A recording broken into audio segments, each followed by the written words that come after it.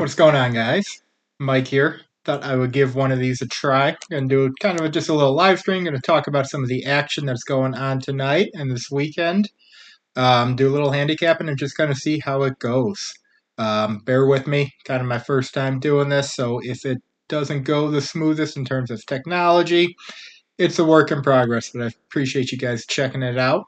And let's kind of dig into some of the stuff tonight. So I want to talk about the FCS quarterfinals for football because we've got 4 games going on this weekend, 3 tonight, and then obviously one more tomorrow with the South Dakota State game. And we'll talk a little Army Navy. That game's tomorrow. That's the lone FBS game of the weekend. Obviously, if you don't like that game, you're un-American. And then we'll get into a little NBA. We've got a bunch of NBA rebound props bets tonight that we're going to get into. And we got about 3 bets going on tonight that we'll get into, and we'll talk about that a little bit as well. Big slate of basketball. So appreciate you guys joining me. Let's dig into it. So I got the schedule pulled up here for FCS tonight. It's the quarterfinals. Unfortunately, because ESPN runs the world, it doesn't make sense, but we've got 3 games tonight that are going up against each other, overlapping, and then just 1 game tomorrow. So I would much prefer they spread it out a little bit better, but we've got Samford at North Dakota State tonight at 6, William and Mary at Montana State at 9:15 Central Time, and Incarnate Word at Sac State tonight at 9:30 Central Time. And then the 1 game is tomorrow at 11 a.m. Holy Cross at South Dakota State. So those of you that are following me on Twitter or in the Patreon know that I already gave out a play. Technically 2 plays. We'll call it 1 play. A teaser where I teased Montana State down. The line's 7.5. I teased it down to about plus 0.5, and I teased it with South Dakota State, and I got that one down to 9.5.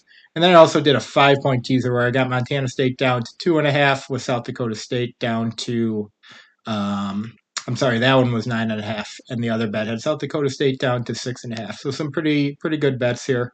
If you look into Montana State's game logs and their stats, you can see they're really running the crap out of the ball right now. They played Weber State and Montana. That was a tough draw for them. Weber State was probably a team that should have been seeded and wasn't. And having to play Weber State in their first playoff game was a tough draw. But they made it look a lot easier than it was. You can see they ran for 7.3 yards a pop in that one. And the game before, Montana's a playoff team. Montana's a strong FCS program. And they just ran it down their throat. They went for 6.7 and 439 rushing yards against them as well. So they're just running the ball really well. They're getting healthy. This is the healthiest they've been in a long time right now. You can see, let me see, does Phil Steele have a Fonzie? Yep. We got the stats up here, the game logs, and you can see they even got their stud running back, Isaiah Fonzie, back for the first time all season in that Weber State game. He went for 10 and 91. On the ground in that one, he ran for over 1,500 yards last year, and he hadn't played all year until the postseason, and he's back. They run a 2-quarterback system. Touchdown Tommy Mellott is an animal. He's running around people. Then the other quarterback, Sean Chambers, some of you guys might remember him. He was at Wyoming last year, plays as well. Sometimes they're on the field together. It's really kind of a fun system that they have going on. Mellott runs around you. Chambers runs over you. Every so often, they'll fake a run and put it over the top on you. Really fun offense that's to watch that's really been rolling. You can see, against Weber State last week, Chambers, the second quarterback, was 2 for 2 passing for 75 yards and 2 touchdowns. And then he ran for 14 for 87, and I think he ran in a touchdown as well. So they're really running the ball really well right now. The one thing I don't love about the Bobcats, I do have a 9-1 future on them. I put like a $20 free bet on it. It's just they don't have a top 20 defense this year. They do give up some points. They gave up 25 to Weber. Of course, they gave up 2 kind of garbage time touchdowns in that one. But you can see a lot of scores in the 20s, a lot of scores in the 30s that they've given up. They've been relying on outscoring teams. On average this year, they've gone for 44, while their opponent has gone for 27. So they do not have an elite defense. That might catch up to them next week if they get South Dakota State, but I don't think it's going to catch up to them this week against William and Mary. William and Mary is a good team, a similar team. They run the ball well. They're from the CAA, but I just don't think they do anything as well as Montana State does. And it's a really tough travel spot for them here. Short week. They played their game on Saturday. Um, they're in Virginia, so I think Williamsburg. So they have to fly from Williamsburg all the way to Bozeman, Montana. They're playing this game. It's at 10:15 um, Virginia time. So it's like 8:15 Montana time, 9:15 Central time, 10:15 body clock wise for Virginia time. So that's tough. It's going to be like 15 degrees out there. It's going to be a raucous home field environment out there in Bozeman. So it should be a fun game. I teased it down just in case because I don't love the Montana State defense. So I got them at a pick at -2.5. The two different teasers that I did do, I'll tweet those plays out after the stream so you guys can see it. But I do think the Bobcats are going to get this one with the home field advantage. I know that William and Mary flew over to Bozeman on Wednesday, which makes sense, but still, that's a short week. You play your game on Saturday, you watch your film, you heal up on Sunday, maybe one practice on Monday. You're flying out there on Wednesday, walk through Thursday, game day Friday. It's a lot going on in a short week. So I do think the home field advantage will be a factor here. And something to keep in mind. The other games I'll just touch on quickly. I didn't give this one out because the line moved. I did also tease North Dakota State down with South Dakota State. Fun fact for you: if you don't know much about the FCS, just bet on teams that are Dakota State, and you'll be doing pretty well. North Dakota State's a wagon. They win the FCS championship every year. They're not quite as good this year, but they just run the ball like crazy and have a lot of success on the ground. So that game kicks off in a little under 3 hours. And I think they're just going to run the ball down the throat of their opponent, Samford. You can see another team that just runs it really well. They went for 453 on the ground against a good Montana team. I know it doesn't look like it because I've shown you what North Dakota State and Montana State have done to Montana, but the Grizz are a good FCS program, and both those teams were able to run the ball really well on them. I don't think Samford's got a chance to stop this rushing attack. Samford's quarterback is dinged up. If I remember correctly, he played about three snaps in their playoff game last week before eventually having to come out. Yeah, he was 2 for 3, and then they put the other kid in that was 26-40. So I assume he's going to give it a go against the Bison in the Fargo Dome. Tough place to play, but you don't want a banged up quarterback. You got to be clicking on all cylinders to have a chance against the Bison. So I did tease them down as well with South Dakota State. And I like my chances on the Bison to just run over them, through them, around them on a way to a comfortable multi-touchdown victory there. The other game tonight is UIW. I don't have much on that one. UIW at Sac State. One thing is UIW's coach has left. He's taken the job at Texas State. He is still coaching in the playoffs as far as I know, and they did win last week. Crazy overtime game. This is a game with a total in the 70s. If you like points, watch this game. UIW scores a ton, doesn't play much defense. They're on the road at Sac. I don't like betting on teams when their coach is on their way out, especially, sure, they got by last week, but how much time is he spending on game prep this week, knowing he's out the door and going to Texas State? So I'd be careful there. I think UIW opened plus 7.5. They're kind of a public dog. They're down to 6.5 now. Sac State kind of got the monkey off their back last week as a team that's always kind of struggled in the playoffs. Asher O'Hara is there. They run another two-quarterback system. O'Hara used to be at MTSU, athletic kid. I think Sac State's probably going to get that one, but I don't have a strong feel for that one. And then Brookings tomorrow, South Dakota State. They're just a wagon. Holy Cross. Having a great year in the Patriot League, but the Patriot League is the Patriot League, and the Valley is the Valley, and South Dakota State's in the Valley, and it's just a step up in competition. Mark Gronowski, the quarterback, looks healthy. You guys remember in the spring FCS championship game, the COVID year, he ripped up his knee in the championship game, but was having a great freshman year. He's back now. They got one of the strongest offensive lines in the country. You remember I mean, their defense can play. I know Iowa's offense sucks, but they held a Big Ten team Iowa to 7 points in the opener on 166 total yards. They run the ball really well with Isaiah Davis. They're just a stronger team. They beat North Dakota State in the Fargo Dome in the regular season.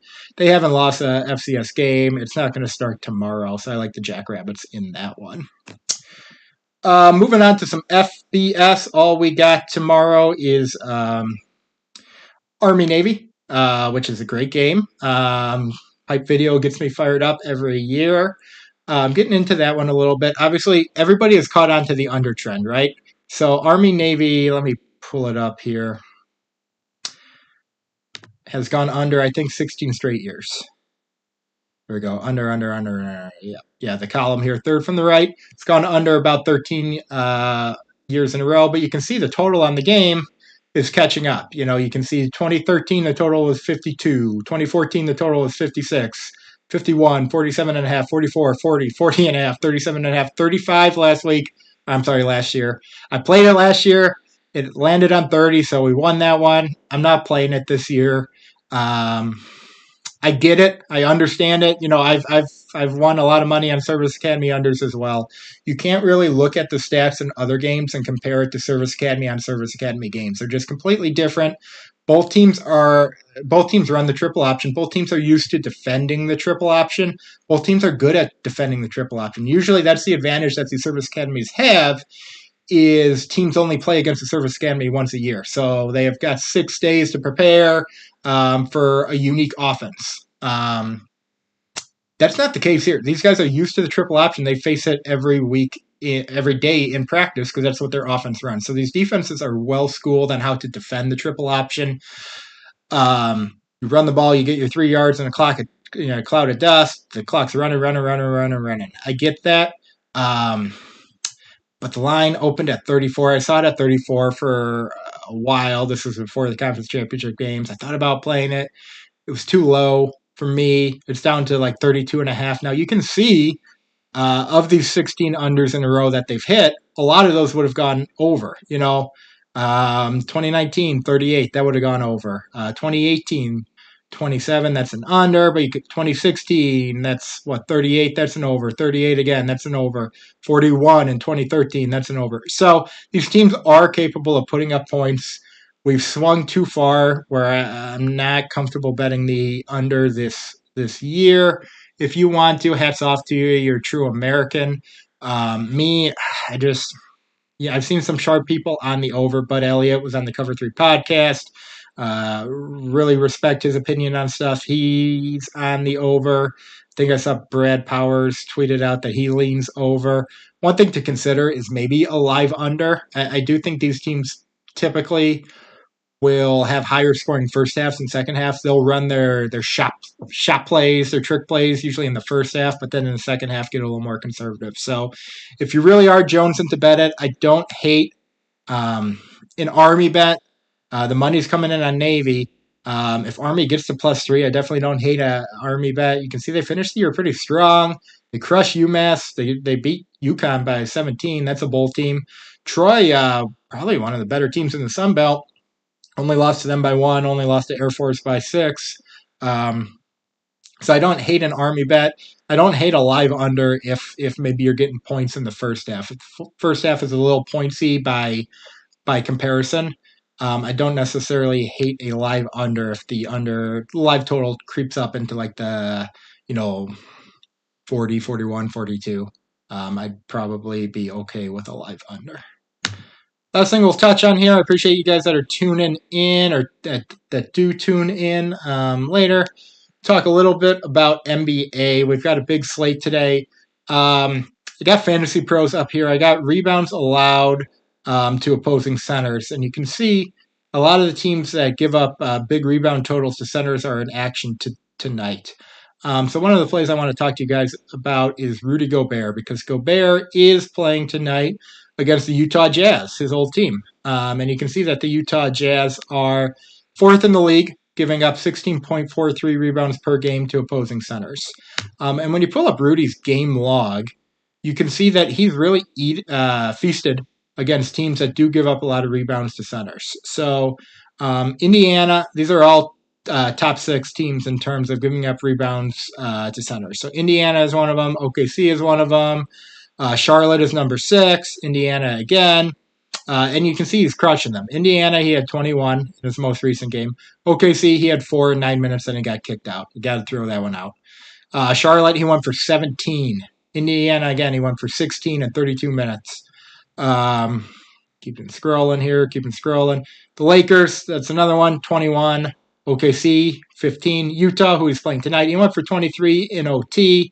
But 23 is absurd, and 16 against OKC here. So he eats against, even in the preseason, he went for 12 and 17 minutes against the Lakers. So those teams that are susceptible to high rebound totals to opposing centers, he's just been crushing. Now he's going back to Utah for the first time since he played there. I think he'll be motivated. I think he'll be excited. That might account for an extra rebound here or there. Reach for that ball instead of letting the guard get it, whatever it may be, pad your stats. So it's a great matchup for him. The spread is like close to a pick, so we don't have to worry about a blowout. He's usually pretty good with fouls. You can see here there's no 6s. There's only 1 5 that I've seen, so hopefully he'll stay on the court for us. But I do like his over on rebounds tonight. Another one to consider is Joel Embiid. Joel is going up against the Lakers. The Lakers are one of the top teams, number 3 in giving up rebounds allowed to centers. Joel, if you look at his game log, he hasn't been playing these teams that do give up a lot of rebounds to centers. So I think his stats are a little misleading. You can see he's at 9.6 rebounds per game this year. That's about 2 rebounds less than he had last year. And I think we will see some positive regression towards last year's average as he starts to play more games against these teams that give up more rebounds to centers. Because the only ones he's played are Utah, when he went for 11, and there was one more where he went under. Indiana, he only went for 5. But you can see he's still reached double-digit rebounds a good amount of time, more than half of his games, which is all we need. And only 2 of his games have been against teams that give up a lot of rebounds to centers. And now he's got one tonight with LA. So the line's a little juicy, but it's at 9.5. I did take his over 9.5 rebounds tonight against the Lakers. And it's an ESPN game. Friday night ESPN. I like betting on studs. Maybe it's just square talk here, but I just feel like the stars show up more when they're playing on Friday night on ESPN. So I am riding with that over 9.5. The last one, I hope it doesn't bite me. I did take AD over 11.5 boards tonight. Same game. Spread is like -5. We shouldn't get a blowout. He's just been eaten. Throw out last game because he got the flu. That's the one thing I worry about is, like, this dude is soft. He leaves a lot of games early because of injuries or sickness or whatever. So he did leave on Tuesday because he had the flu. It's 3 days later. What are the odds he leaves the second game early? So I took his rebounds. He's crushing. Look at these rebound totals over the last however many games that is, 8, 9 games. He's gone over 11.5. 1, 2, 3, 4, 5, 6, 7, 8, 9 out of 10. He rebounds really well against pretty much everybody lately. He's getting a lot of minutes. He's staying out of foul trouble. He's playing the Sixers tonight, who are, again, like top 11-ish here in rebounds allowed to centers. But then if you look at power forwards, number 5 in rebounds allowed to power forwards. So it's a good matchup for him. So whatever, gambling's fun. Let's have some fun. Let's roll with 3 big guys tonight. Gobert, Embiid, and AD, and take all of their overs on the rebounds. That's all I got for you guys now. I hope you guys enjoyed the stream. If you did, let me know. If you didn't, no need to tell me about it. But maybe I will be able to continue this, like once a week, maybe on Fridays, and just kind of talk about some stuff that we have coming up on the weekends. I know we've got bowl games coming up, so we can get into those. Before we know it, we'll be in XFL season. I was crushing that in 2020 before stupid COVID ruined the whole league for 3 years. But can't wait to get back into that as well. So I appreciate you guys. Follow me on Twitter, please, at MikeyLoBets, MikeyLoBets.com, Patreon.